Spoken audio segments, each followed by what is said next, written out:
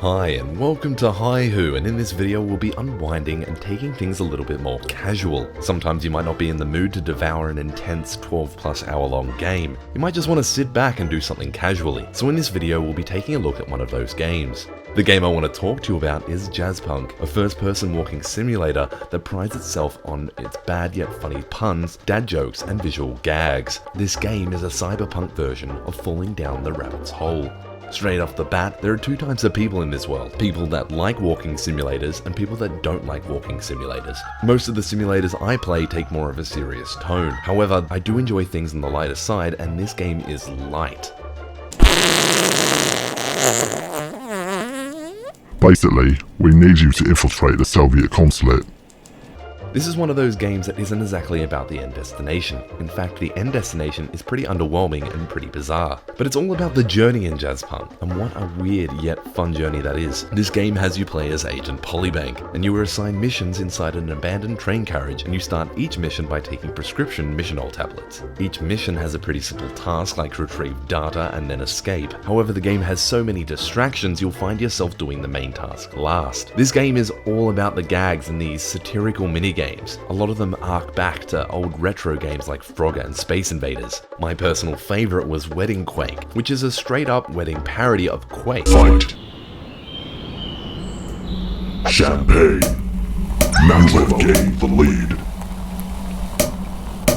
It's not all very inventive, but it's still entertaining to revisit these in this absurd journey. Another game that pays homage to older games is Saints Row 4. Whilst being vulgar, if you enjoyed that game and the series, chances are you might enjoy Jazzpunk. So, as you can see, the game has a pretty unique art style. It's somewhat similar to 30 Flights of Loving in terms of blocky character models and big heads. However, it's still rather refreshing to see developers playing with a slightly uniquer art style in both character models and world design to that of other indie games. Everything is simple yet aesthetically fitting within the game and its tone. The soundtrack is pretty quirky and has some pretty cool tunes. Nothing memorable but still enjoyable. The thing that I'll probably remember the most out of the feel of the game is the voice work that they did. Whilst it heavily ties in with the script and the gags, the treatment that they did to the voices were also pretty unique. I can't remember any games, if at all, where the characters sound so bizarre.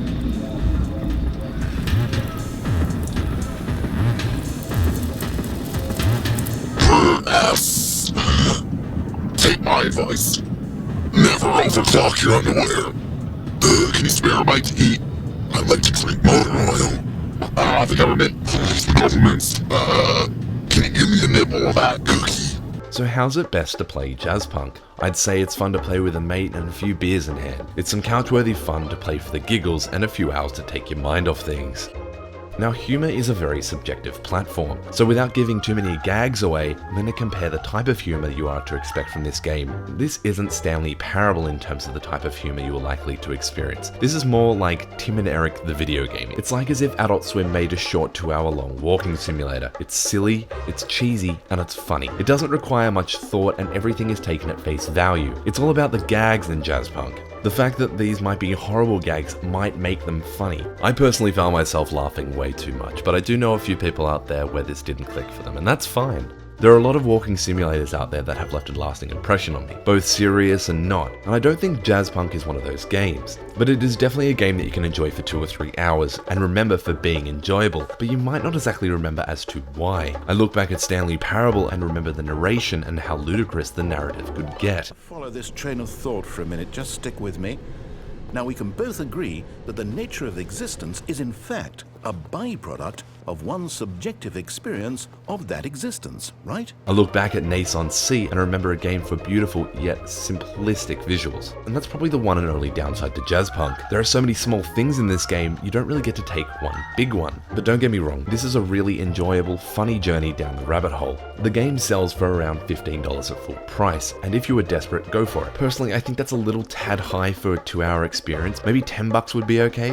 I replayed it and it's hard to say it adds much replayability, which is why I question its price tag. When it comes out on sale, it's a really decent price for an enjoyable short-lived experience that will have you giggling hopefully throughout its entirety. This is Shawnee Maurice from Hihu. Thanks for watching.